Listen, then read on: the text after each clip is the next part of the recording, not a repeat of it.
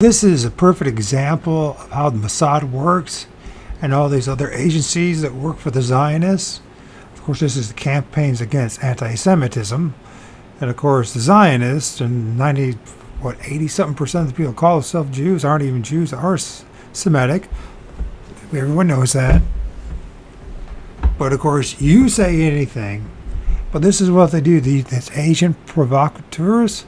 And so they like to use eye candy. Hot chicks, yacht girls, you know what I mean? The ones they pay a lot of money to walk around naked on their yachts. Well, they also have to do little things like this too. So this gal, we'll just watch what she does. The reality is that at every demonstration there are many hundreds of Jewish people joining us, many in an organized Jewish bloc declaring themselves to be Jewish. Their presence is always warmly welcome. But then, hi, my name is Reverend Hayley Ace. I'm a Christian minister. I've just got back from London. Now, if anybody believes that she's a reverend,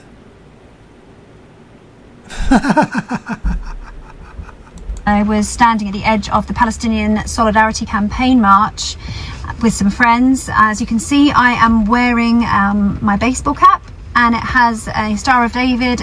Shockingly, it has a Star of David on her baseball cap as she's walking around a pro-Palestine rally. I wonder what's going to happen. And the words Israel High written on it. During the time that I was standing there, a man started shouting at me, who was...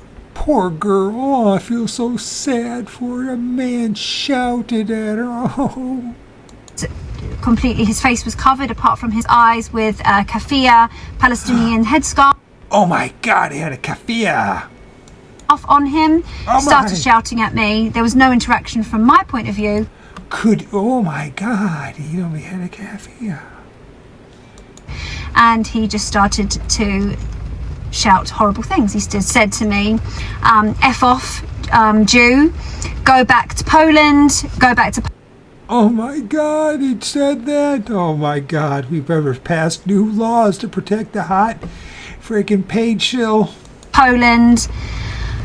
Obviously, Poland is where the Nazis built most of their concentration camps for the extermination of Jews. Mind you, the Jews represented a very small fraction of the tens of millions of people that were slaughtered during World War II. They're never ever mentioned. Man has been arrested now, but this is the reality of these protests, these marches. I don't understand how anyone can say they are peaceful. Especially when you go there to provoke people. I imagine what's going to happen. This is not the first time I have heard offensive type messages. Oh, pretty little girl. I hope the paycheck was good. And I just wanted to let you guys know. Oh. Jewish people warmly welcome. Yeah, right. Especially when they're paid coadjutors and adjutors and agents. And everybody knows it. But you can't say something to the hot, pretty, paid shill who calls herself a fucking reverend. And I just can't understand what would have happened. What did I do wrong? I mean, and the thousands of people there, and they finally found that one guy to make that one photo op. Imagine that. So some guy told her to fuck off.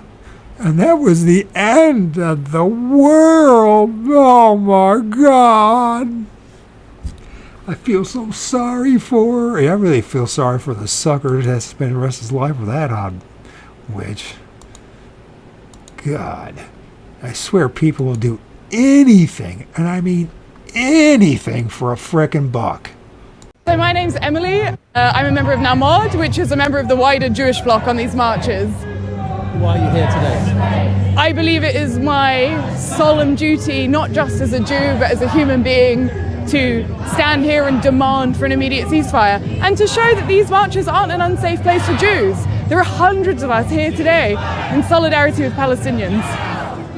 What do you make of the political climate at the moment and the way Jews are being told to be in fear and be isolated as if they're not part of this movement? I'm really horrified that our government is using like the very real rise in anti-Semitism, often fueled by the far right, to curb our rights to protest and to squash the Palestinian solidarity movement. Not in our names. Cool. And this has been a kind of watershed moment in the community that a lot of people have been asked a big question about where you stand and what stand you take. Yeah, I think there's been a quiet reckoning in our community, and you can see this because the bloc keeps growing, the movements keep growing, constituent organizations are just getting bigger and bigger. I've never been so sure that I will see a free Palestine. And what do you make in particular of Robin Simcox and Lord Walney's roles? I'm very tired of being told how to feel as a Jewish person by people who aren't Jewish. I'm tired of being told that I should be afraid when these marches are, by and large, extremely peaceful, and people are so lovely to us and so thankful to us. Really shows that they're very ignorant of Jewish opinion outside of their very small Zionist bubble. Join the Jewish blog. See what we're all about. Come speak to us. Come see what we're doing. Come on one of the marches. Because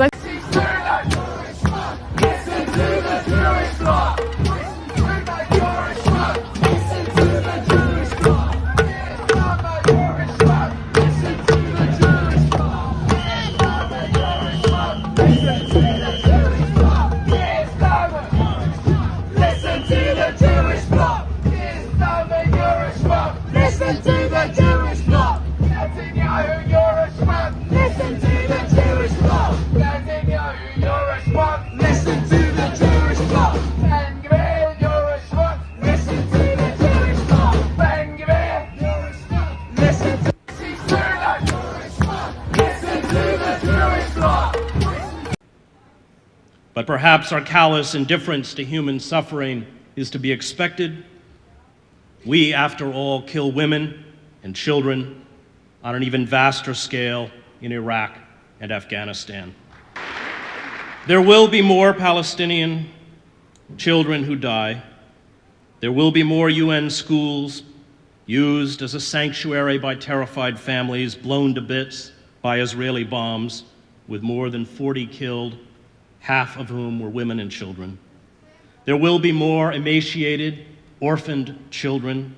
There will be more screaming or comatose wounded in the corridors of Gaza's glutted hospital corridors.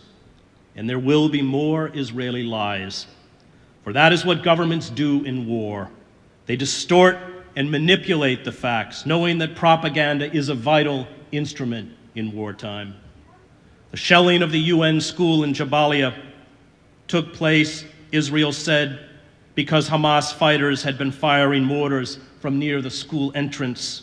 And they offered proof, an aerial photo which showed the school and the mortar. But the photo it was uncovered was more than a year old. It was a lie. And lies permeate the absurd reports like the one on the front page of this Sunday's New York Times titled, "A Gaza War Full of Traps and Trickery." In this story, unnamed Israeli intelligence officials gave us a spin on the war worthy of the White House fabrications made on the eve of the Iraq War.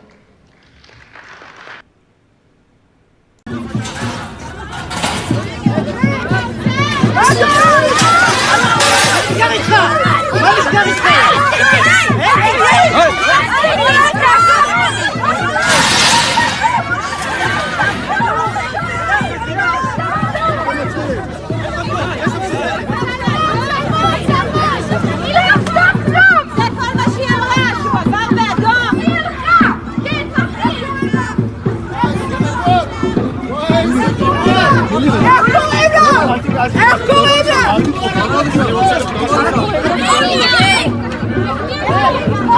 עבריינים! עבריינים! שוטר עבריין! מפקד האירוע הזה! היי! מה אתה עושה?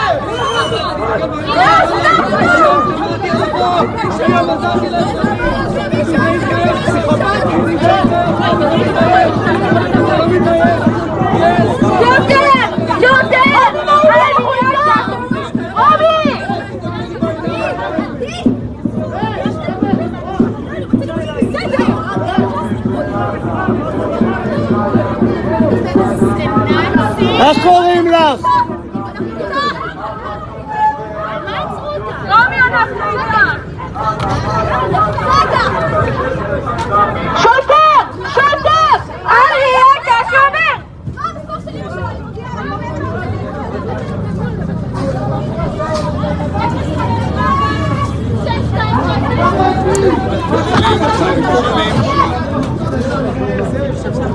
אני מתקשר לאמא שלה.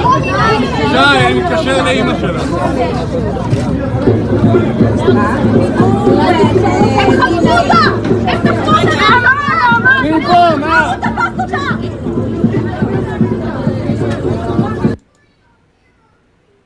So, we're spending all our billions of dollars, our tax-earned money, and taking it away from our own children and our own country to support this thing we call, this entity called Zionist Israel.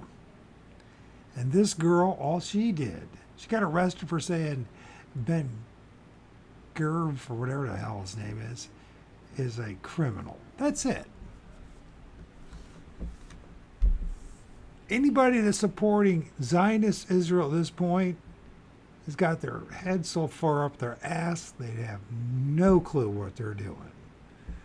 But if this is their God, and there's God's plan, and their God wants this, I don't want anything to do with their God. King Chop, I guess what it is anyways. Former Prime Minister of Israel. There's no such thing as East and West Bank, no. East and West Bank was Palestine. I'm a Palestinian. From 21 until 48, I carried a Palestinian passport. There was no such thing in this area as Jews and Arabs and Palestinians. There were Jews and Arabs. Well, it turns out now they're finding more and more bodies. Now it's up to 700 bodies found in a mass grave, murdered by Israel. This is terrible beyond words. And why has the UK mainstream media barely covered it? Or the United States government, for that matter. It's like the mass graves, the 3 different mass graves are containing around 700 bodies. Up to this particular moment, around 400 bodies were unearthed and discovered. Around 300 bodies. We go now to Rafah in Gaza, where we're joined by Akram al-Satari, a journalist based in Gaza.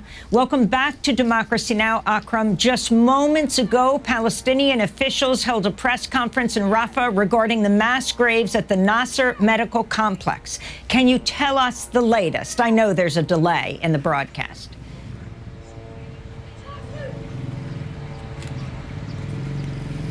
Good morning, Amy, to you and all the viewers. I have just come back from Khan Yunis area. I was at Nasser Hospital. I spoke to the civil defense officer who is now giving this press conference about the situation in Nasser Hospital and about the number of the people who were killed, the way they were killed, and an account of the potential suffering they have been seeing even before they did. It looks like the mass graves, the 3 different mass graves, are containing around 700 bodies. Up to this particular moment, around 400 bodies were unearthed and discovered.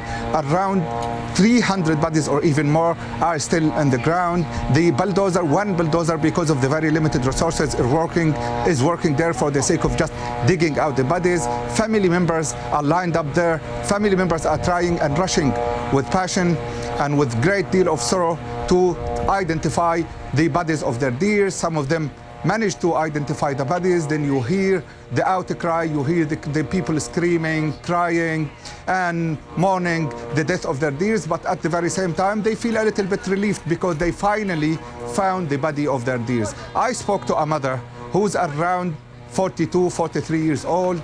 She was trying to identify her son, and then she found the body of her son. She was crying. The sister, also her daughter, was crying, and they were calling for the family to come and join them in the burial, because in our culture as Muslims and Arabs, we find a burial as the best fitting homage for the people who are dead. People are continuously digging out the bodies people are continuously, and this is very ironic, they're trying to save the dead. People, when they die, are supposed to be resting in peace, and I was saying that people in Gaza, when they die, they're neither resting nor in peace. The bodies, those bodies, were collected twice by the Israeli occupation forces. They were taken for some forensic investigation. They were returned to Nasser Hospital. They're stockpiled in this very big hole, 3 different holes, and then they were buried. And then a second time, the Israeli occupation forces came back to Nasser Hospital. They invaded all different departments of the hospital. They targeted the specialized surgery department, the reception and emergency, and they once again unearthed those hundreds of bodies and took them once again, and then they returned them to this mass grave or mass grave. So the suffering, even for the dead people in Gaza, is still continuous, and the heartache for their families is non-stop. Every single body that is being unearthed, you find tens of people rushing for the sake of identifying whether those are their relatives or otherwise. You see also many families looking into these individual graves in the Nasser Hospital area. You see written on the tombstone that this guy is a tall guy, he has a long hair, he's wearing a gray shirt, and this is all we know. And then it's up to the family to try and to find and for people to recall what their dears were wearing the day they were parting from them, what were they wearing the day they were killed. So a very emotionally draining process. The numbers are quite shocking, but the account of the loss and the death that led to that eventual mass grave is extremely shocking, where some of the people, like you have just said, some of the people were tied, some of the people had medical accessories on their hands, like the cannulas, and when they were unearthed from the ground, it was apparent that they were buried alive. Some people were tortured, some of the bodies were extremely mutilated, which means that those bodies, some of their organs were taken by the Israeli occupation. Some lost their eyes. I could see some bodies with no eyes. I could see some bodies with no liver, with no kidney. Some bodies that are, you see them like the outer skin is just covering the skeleton, and that's it. So the account of that experience is quite heart-wrenching. The families that have been suffering for the sake of just identifying their dears are also broken. They have been crying, but at least they say, we feel comfortable because we found our dears. So it gives you an insight, a glimpse into the suffering people of Gaza have been living. It gives you a glimpse into the bereavement the women, men, children and girls in Gaza have been experiencing for the last 6 months or so. Akram Al-Satari, just for our audience to know, whenever we speak to you, we have, there's this constant noise around you, and those are drones, of course, flying overhead, as they have been for months now. But if you could respond, the European Union, the United Nations, and now also the United States have called for an independent investigation into these mass graves. So your response to that, and we're speaking to you in Rafah, if you could also describe what conditions there are on the ground.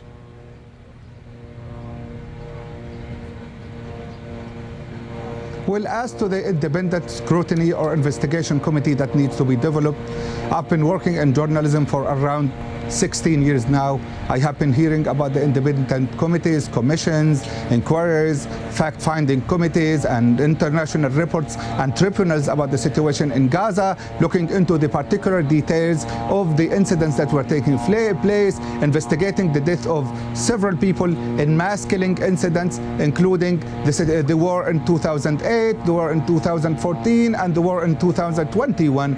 I have been hearing a book about Gaza and the war in Gaza from 2014, and I was reading the exact word that I'm going to say now. Palestinians struggle to dig out the bodies. So this is something that happened in 2014. This is something that happened in 2008. This is something that happened in 21, 22, and it's still happening throughout 2023 and 2024. The international community has failed to preserve and observe the dictates of the international humanitarian law. The humanity at large is facing a challenge. All the political systems worldwide are asked now and expected to do something tangible for the sake of just saving the Gaza Strip. Rhetoric is no longer needed. Rhetoric is no longer satisfactory. We need them to do something tangible to stop the things that are happening in Gaza. Some of the things that Gazans are suggesting, the no-fly zone to protect the civilians in Gaza. Some of the things that Gazans are suggesting, that Israel should be held accountable for what they call crimes that were committed against humanity, against people, against civilians. The international humanitarian law is rich with terms and vocab that are related to what they call the civil objects. Civil objects that are protected, journalists that are protected, medical teams that are supposed to be protected, medical facilities that are supposed also to be protected. But when you review the shocking numbers about the way that the journalists are being killed, for instance, the medical teams are being killed, for instance, you conclude that the international community is failing so far to do something tangible rather than the statements, the condemnations, the calls for independent inquiries or commissions to look into the investigation. We need something tangible. And that something tangible has not been achieved so far, and Gazans have been dying constantly because of that. Something should be done, something swift should be done, otherwise the death would continue. Now in Gaza today, 79 people were killed, and an average number of around 65 to 79 is killed every day. And if nothing is done, this means the international community accepts the killing of Gazans and accepts the justification of Israel to continue that killing. Sorry. And when it comes to the situation in Rafah, around 1.4 to 1.2 million, because of the influx of people from Rafah in the last few days. People are so scared because of the looming ground operation. They understand that the Israeli occupation is going to target them, and they understand that death would be chasing them. So some of them moved from Rafah. Around 150,000 Gazans have already left Rafah and moved to the area in Al-Mawasi, a buffer zone between Rafah and Khan Yunis, in the hope that they would survive. The ones who are in Rafah and the ones who are in Khan Yunis and the ones in Gaza, at the entirety of Gaza, are all IDPs, around 2.1 million IDPs, because of the destruction of the infrastructure, the destruction of the homes, the destruction of the streets, and because of the continuous bombardment that has been taking their life. And those people are living in areas that have no infrastructure. No infrastructure means that they don't have water supplies that are regular.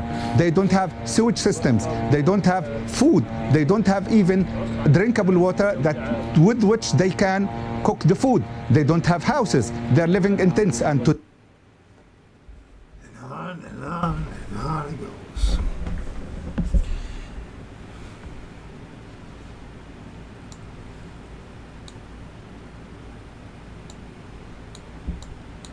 Guess what? If you think it's not going to happen to you or your children or your grandchildren just because you live in the United States or Britain, we got to study some history, because it's happened to us numerous times.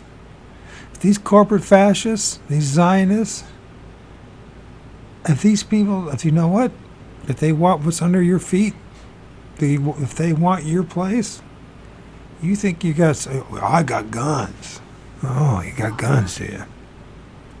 Yeah, those guns aren't going to do much. You know what? If you and I don't do something about what's going on with this Israel and what the hell it is and stop it, that Israel, which is far from being real, totally fascist, and actually makes the Nazis look like a kindergarten. You think that's not coming here? I found it. You know what? I'm part of Ojibwe Cherokee. My side of the family, by the way, the reason why I'm half Dutch is because my grandfather, during World War I, he was captured twice. What's in these camps, right? For stealing potatoes to feed him and his family, and it's not a joke. And he had managed, as a young man, in his early 20s, to go from Belgium to here, United States.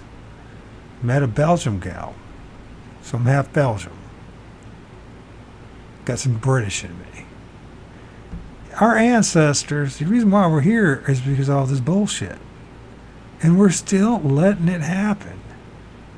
This has nothing to do about the color of your skin. This has to do about humanity, about decency. You know what? What is this comes when it's your turn? Don't think, you might act like a real tough guy today, right, or gal? And you might know how to take someone out 100 different ways. It won't make a difference when a frickin' bomb lands on your fucking place and blows you to a million bits, you and your children. And don't think it won't happen here in the United States.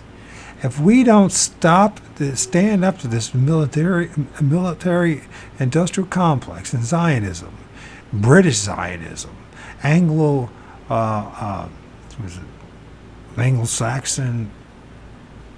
British Zionism, it doesn't really matter because somebody else is going to show up too.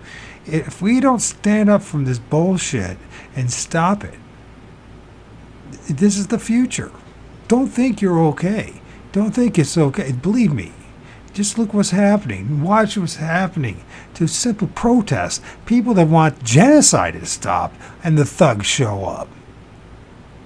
And these thugs, you know what? When you watch Hellstorm, I'm so disgusted when you read that book and start studying history about what happened in World War II and World War I, and literally, it's the same. People think Zionism just showed up. It's been around for frickin' hundreds of years, and it was on steroids. Started on steroids for a little over 100 years ago.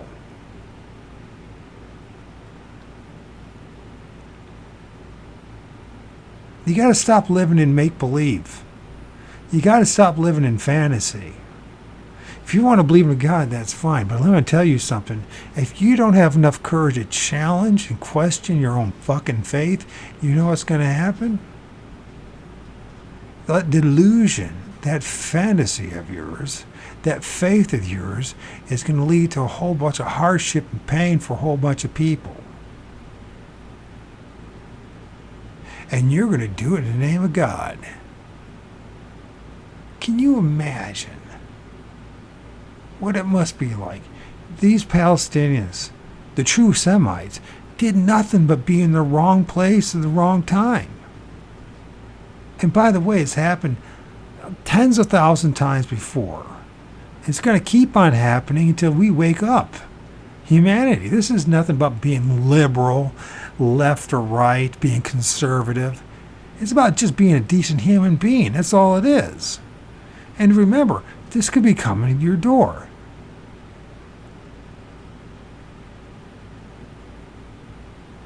We're in a day and an age where this stuff no longer can be hidden. No matter how hard you try.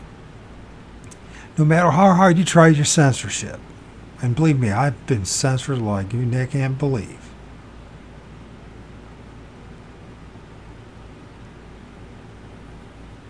No matter how hard they try, these atrocities are going to become continually part of our lives. We're going to be watching this. In fact, it's designed to be that way. And yeah, it's true that these are the elites, the think tanks, they're saying, yeah, let's make this protest and exhaust the people, right? And it is exhausting. But at some point, we have to stop. Stop watching the fucking television. Any of these creatures are on television. Hollywood. Stop watching their movies. Don't idolize any of these stars and starlets, because they're not worth idolizing. They're not halfway. They're not even decent people. They compromise themselves just for a frickin' buck, and they don't care about what's going on. There's a lot of decent people, just average, everyday people like you and I. We don't need to deal with this stuff. We don't have to have this part of life anymore. We have to say no. There's lots of decent people, like how there's lots of ways to make a bomb. Yeah, there's lots of ways to destroy somebody, make a bomb, son. That doesn't mean it's any good. So people, think about it. Join these kids. They're protesting for the right reason. They're protesting for you, for your children's future. I don't care if you're uber rich, you've been destined to be the next, line of the elite and the chosen ones, the leaders of whatever corporate fascist system you're in. Guess what? No matter how much you think you're protected, you ain't protected. They got your number. They don't care about you. Remember the Georgia Guidestones? That wasn't just some conspiracy theory. They really do want to get rid of a whole bunch of us. You sit back and allow this to happen, and you do nothing about Palestine when you've had now every opportunity to see it. You do nothing.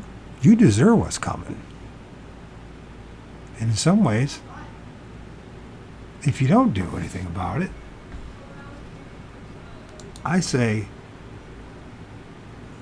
that they should do the horrendous things that are going to happen. I don't know how some of you guys don't get like a headache from the constant incessant gaslighting from all of our media. I don't just mean mainstream media. I mean most media, including the so-called independent media. Many of you know that there are ongoing protests on Columbia University campuses over the last week against the funding of that university of the Israeli regime. And in response to that protest, which has included many Jewish faculty and protesters that are in support of Palestinian freedom, there have been arrests, multiple arrests, and the threat of calling in the National Guard. Some of these lunatics are actually saying that the National Guard should come in. We want to call in the National Guard against peaceful protests on Columbia campuses. And for what? They have First Amendment rights that are protected under our Constitution to protest. And the protest has been peaceful, but you know what's happened? All of our media, all of our Congress, and the fucking president have put out statements condemning the protests. And why are they condemning the protests? Not because anything violent happened, not because there were any calls for violence, but because people were chanting Palestinian liberation slogans. That's the part I need to key you guys into that you need to remember and understand. When you hear in the media, or you hear Biden's administration, or you hear politicians putting out statements on Twitter going, "We condemn this